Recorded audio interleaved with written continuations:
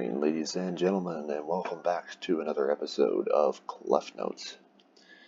In this episode, we are going to be taking a look at measures and bar lines.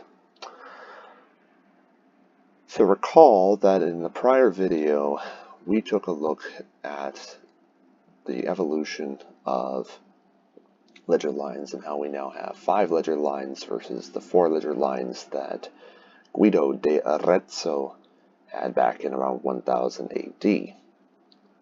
However, nowadays we have 5 ledger lines, and we've added a series of innovations. But first of all, I want you to take a look and see we have these 5 ledger lines, a collection of 5 ledger lines. Anytime you see a collection of 5 ledger lines, what you actually have is something that is called a staff.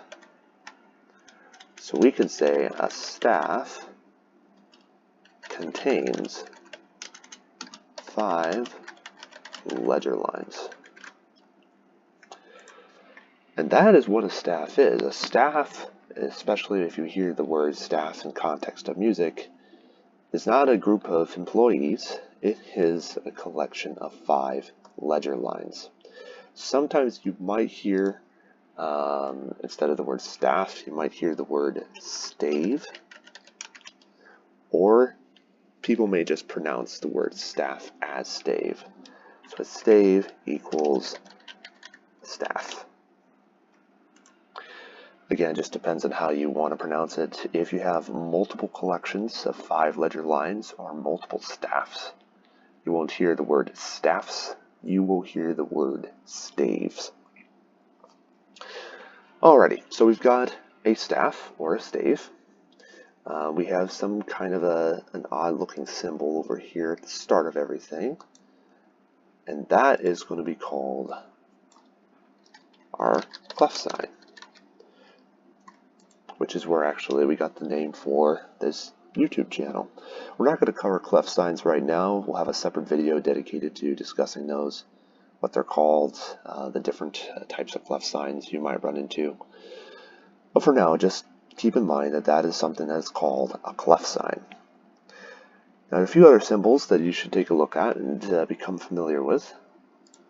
And those are these lines, these vertical lines right here that I'm drawing arrows to. So you have a vertical line in the center of this staff, and then you've got another vertical line or pair of vertical lines at the end of this staff.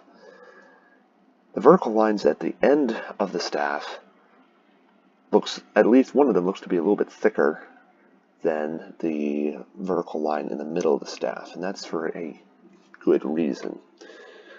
So these vertical lines are what are called bar lines. Let's write that in there. Bar lines. And a bar line divides a staff into segments called bars, or they're also known as measures.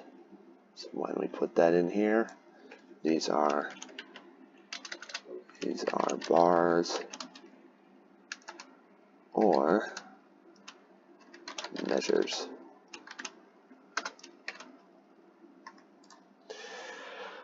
And again, the term bars or measures are interchangeable. You can use them to reference individual measures however you want. You can say, I'm going to read bars 1 through 5. You could say, I'm going to read measures 1 through 5. It doesn't matter. But again, those vertical lines are typically called bar lines. The segments that they create out of the staff, so like you have this large segment here. Let me circle that so you can see it.